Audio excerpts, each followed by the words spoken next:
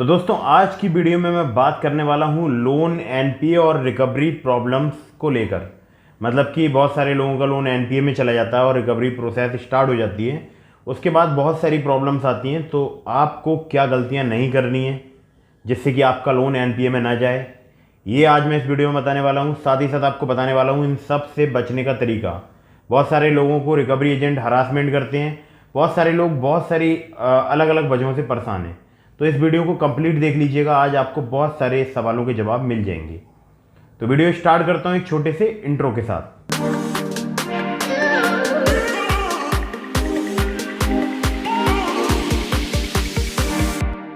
नमस्कार दोस्तों, मेरा नाम है अभिषेक, आप देख रहे हैं आपका अपना चैनल सेटलमेंट टीवी। अगर अभी तक आपने चैनल को सब्सक्राइब नहीं किया तो नीचे आपको एक रेड कलर का सब्सक्राइब बटन दिख रहा होगा, उसको प्रेस कर लीजिएगा। उसके बगल में एक बेल आइकन भी होता है, उसको भी प्रेस कीजिएगा, जिससे कि मैं कोई भी वीडियो डालूं सबसे पहले नोटिफिकेशन आपके पास पहुंच जाए। तो दोस्तों वीडियो स्टार्ट करने से पहले मैं आपको बता देता हूं कि अगर आप घर बैठे ऑनलाइन अर्निंग करना चाहते हैं तो एक बहुत ही अच्छी एप्लीकेशन है जिसका नाम है ग्रो। और ग्रो एप्लीकेशन के बारे में ज़्यादातर लोगों ने सुना होगा, तो डिस्क्रिप्शन में लिंक है। अगर आप मेरे लिंक से उसको डाउनलोड करेंगे तो आपको 100 रुपीज़ मिलेंगे, और आपको भी 100 रुपीज़ मिलेंगे, मुझे भी 100 रुपीज़ मिलेंगे। अब आपको बेनिफिट क्या होगा, अब आगे भी आप इससे अच्छी खासी अर्निंग कर सकते हैं घर बैठे।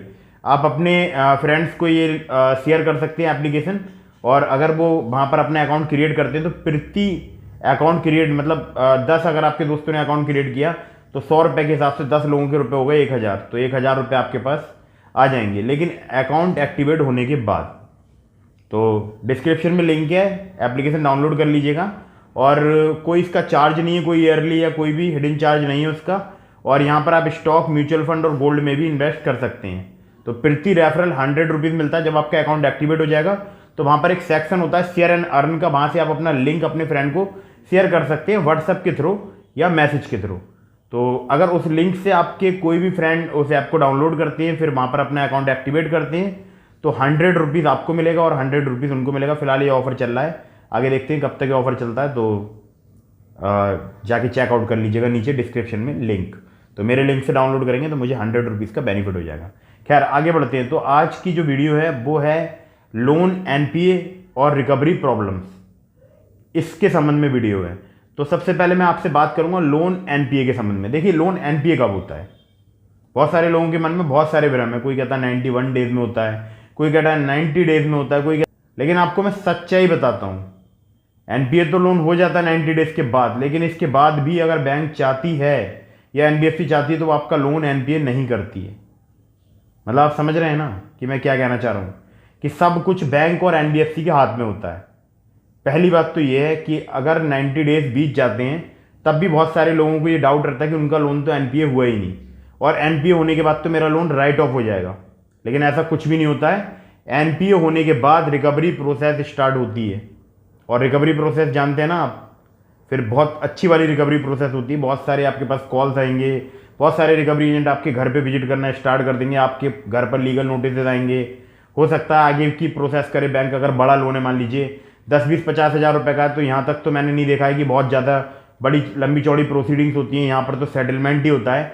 लेकिन अगर लोन की अमाउंट बड़ी है, जैसे 50,000 से प्लस है, 1 लाख है, या 1 लाख से ज़्यादा है, बोल सकता हूँ कि लगभग 2-2.5 लाख रुपए के अगर आपके ऊपर लोन है, चाहे वो क्रेडिट कार्ड का हो, चाहे पर्सनल लोन हो, या कोई भी अनसिक्योर्ड लोन हो या सिक्योर्ड लोन हो। तो सिक्योर्ड लोन तो आपको पता है कि एनपीए सहज नहीं होते हैं, बहुत कम प्रकार के सिक्योर्ड लोन होते हैं जो कि एनपीए में कन्वर्ट होते हैं। लेकिन यहाँ पर मैं बात कर रहा हूँ ज़्यादातर अनसिक्योर्ड लोन की, जैसे कि बहुत सारे हमारे जो हैं वो लोन एप्लीकेशन से लोन लेते हैं और उसके बाद फिर समय पर नहीं चुकाते हैं। ठीक है, अब वो कोई भी मजबूरी रही हो, आपके पास पैसा नहीं हो, या हो सकता है आपके पास आपका बिजनेस बंद पड़ा हो, आपकी जॉब चली गई हो, कोई भी कारण हो सकता है। लेकिन कोशिश ये कीजिए कि समय पर अपनी ईएमआई पे कीजिए, क्योंकि अगर आप पे नहीं करते हैं तो आपके साथ में 2 प्रॉब्लम्स आती हैं। पहली प्रॉब्लम होती है आपका सिविल स्कोर हैम्पर होता है, और जो कि जिसको लोग बहुत हल्के में लेते हैं। मतलब उनको लगता है कि सिविल स्कोर हैम्पर होने का मतलब कुछ भी नहीं है, सिविल स्कोर हैम्पर हो गया तो मतलब कोई प्रॉब्लम की बात नहीं है। ठीक है, तो ऐसा कुछ भी नहीं होता। अगर सिविल स्कोर आपका ख़राब हो गया ना, अगर सिविल स्कोर में लिख कर आ गया कि आपका लोन अमाउंट राइट ऑफ हो चुका है, या लोन सेटलमेंट कराया है आपने, या फिर उसमें लिख कर आ गया आपको बता दिया कि सिविल सूट फाइल्ड, या सिविल सूट फाइल्ड लिख कर आ गया वहाँ पर, या फिर आपको बिलफुल डिफ़ाल्टर वहाँ पर बना दिया गया, तब आपको बहुत ज़्यादा प्रॉब्लम्स का सामना करना पड़ सकता है। समझ रहे हैं ना आप कभी भी इन फ्यूचर आपको लोन नहीं मिलेगा। और आपको बता दूं कि लोन जब भी आप अप्लाई करने जाया करेंगे तो बैंक से आपको मना ही हुआ करेगा। मैक्सिमम केसेस में देखा है मैंने जहाँ पर लोन राइट ऑफ हुआ है या एनपीए हो गया है लोन और बाद में रिकवरी प्रोसेस चल रही है, तो आपको आगे लोन मिलने में बहुत ज़्यादा दिक्कत परेशानी सहन करनी पड़ती है, ठीक है, या दिक्कत परेशानियों का सामना करना पड़ता है। खैर, तो लोन एनपीए के बारे में आप समझ गए होंगे। अब मैं आपको बताता हूँ कि रिकवरी, तो लोन एनपीए कैसे ना हो, पहले ये बता दूँ। तो देखिए, समय पर अपनी किस्त पे कर दीजिए। अगर आपके पास पूरा अमाउंट नहीं है पे करने के लिए, मान लीजिए क्रेडिट कार्ड का ड्यूज है या 2 महीने की ईएमआई है और आप पे नहीं कर पा रहे हैं, 2 महीने की ड्यूज हो गई, तो देखिए कोशिश कीजिए 1 महीने की पे कर दीजिए, जिससे कि लोन आपका एनपीए में नहीं जाएगा, लेकिन इंटरेस्ट आपके ऊपर लगता रहेगा, ओवरड्यू चार्जेस लगते रहेंगे। ये बात ध्यान रखिएगा, इंटरेस्ट और ओवरड्यू चार्जेस आपके ऊपर लगते रहेंगे। वो बात अलग है कि आप कस्टमर केयर से कॉल करके या जैसे भी आपका किसी भी माध्यम से आपकी कस्टमर केयर से बात होती है, कंपनी से बात होती है, तो वहाँ से आप राइट ऑफ उसको करा लें। तो आप लोगों के लिए बता दूं कि आपको ईएमआई समय पर पे करनी है। एक तो सबसे बड़ी बात, आपको ईएमआई समय पर पे करनी चाहिए। और अगर आप समय पर पे नहीं कर पा रहे, मान लीजिए 2 महीने की ईएमआई हो गई इकट्ठी या 3 महीने की इकट्ठी ईएमआई हो गई, तो 2 महीने की पे कर दीजिए। मतलब कि लगातार 3 महीने की ईएमआई डिफ़ॉल्ट मत करना। और वैसे तो ये काउंट ऐसे भी हो जाती हैं कि पिछले भी आपने मान लीजिए 1 महीने की ईएमआई डिफ़ॉल्ट की है, इस महीने चुका दी, फिर अगले 2 महीने डिफ़ॉल्ट कर दी, तो ये भी एनपीए की कैटेगरी में आता है। तो प्लीज़ ईएमआई को डिफ़ॉल्ट ना करें। अब बात आती है कि और क्या तरीके हैं। क्रेडिट कार्ड वाले बहुत से मुझसे पूछते हैं कि एनपीए में ना जाए लोन, इसका क्या तरीका है, क्रेडिट कार्ड की वजह से हमारा जो लोन अकाउंट है वो एनपीए ना हो। तो देखिए, क्रेडिट कार्ड में एक मिनिमम अमाउंट ड्यू का ऑप्शन होता है, उसको आप पे कर दीजिए, तो आप कभी भी डिफ़ॉल्ट नहीं होगा आपका, जब तक आप मिनिमम अमाउंट ड्यू पे करते रहेंगे। लेकिन आप जानते हैं ना, ब्याज चलता रहता है उस पर। तो मिनिमम अमाउंट ड्यू यानी एक हिसाब से ब्याज, आप ब्याज दे रहे हैं और पूरा जो बिल है वो उससे आप बच जा रहे हैं। तो कोशिश कीजिए जिस महीने आपने शॉपिंग की और अगर आपको पता हो कि इस मंथ या अगले मंथ में इसका बिल पे नहीं कर पाऊंगा, तो उससे पहले उसको जितनी भी आपने परचेज की है क्रेडिट कार्ड से, उसको ईएमआई में कन्वर्ट करा लीजिए, ठीक है। इसके अलावा हम बात कर सकते हैं बैंकों से, बैंक के मैनेजर से मिल सकते हैं। वहाँ पे जाकर जो भी हमारा लोन चल रहा है उसकी ईएमआई को हम छोटा या बड़ा करा सकते हैं, ठीक है।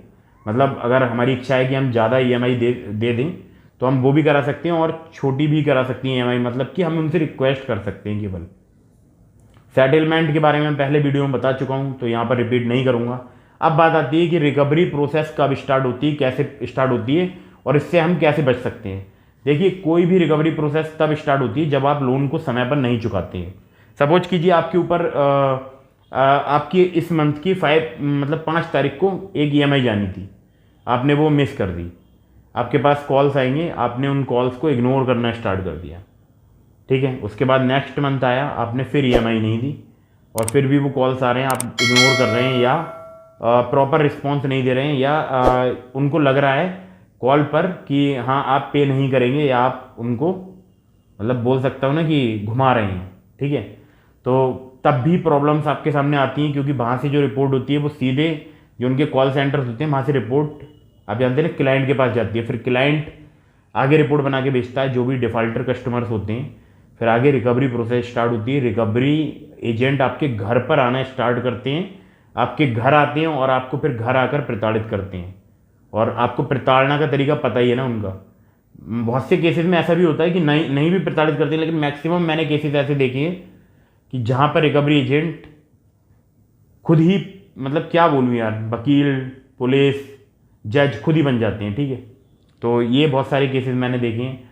तो कोशिश कीजिए कि इस लोन को समय पर अदा कीजिए, रिकवरी एजेंट आपके घर ना आए, कोशिश ये कीजिए। और आपको पता है कि घर आने के बाद वो किस हिसाब से आपसे व्यवहार करते हैं। और ऐसा नहीं कि आपके राइट्स नहीं है, अगर आपको कोई भी रिकवरी एजेंट घर पर आकर प्रताड़ित करता है तो आपको तुरंत उसकी शिकायत नज़दीकी पुलिस स्टेशन में करानी है। और हो सके तो आरबीआई के सचेत पोर्टल में भी उस जो भी लोन कंपनी है या जो भी एनबीएफसी कंपनी है, जो भी बैंक है, आरबीआई के कंप्लेंट पोर्टल या जो भी पोर्टल है आरबीआई के जहाँ पे शिकायत रजिस्टर होती है वहाँ पर शिकायत रजिस्टर कराइए। तो उम्मीद करता हूँ आपको मेरी बात समझ आ गई होगी और आशा करता हूँ कि आपको भविष्य में एनपीए के संबंध में कोई परेशानी नहीं होगी, मतलब कि एनपीए के संबंध में आप सब बात जान चुके हैं। तो लोन एनपीए जो होता है वो आपको पता है कि 3 ईएमआई डिफ़ॉल्ट होने के बाद होता है। मैक्सिमम मैंने केसेस यही देखे हैं 90 डेज़ और इससे एबव। और राइट ऑफ का तो आप पूछे ही मत कि कभी कभी साल, कभी कभी 1.5 साल और कभी कभी 2 साल या कभी कभी कोर्ट में घसीटने के बाद राइट ऑफ होता है। तो उम्मीद करता हूँ आपको वीडियो पसंद आई होगी, तो वीडियो को लाइक कीजिएगा, चैनल को सब्सक्राइब करना बिल्कुल नहीं भूलिएगा। और यार मुझे इंस्टाग्राम पर फॉलो कर लीजिए, ये मेरी इंस्टाग्राम आईडी है। और अपने मन में कोई भी अगर आपका विचार हो वीडियो के बारे में तो वीडियो के कमेंट बॉक्स में ज़रूर बताइएगा। मिलते हैं फिर किसी इंटरेस्टिंग वीडियो में, फिर किसी इंटरेस्टिंग टॉपिक के साथ। तब तक के लिए जय हिंद, वंदे मातरम।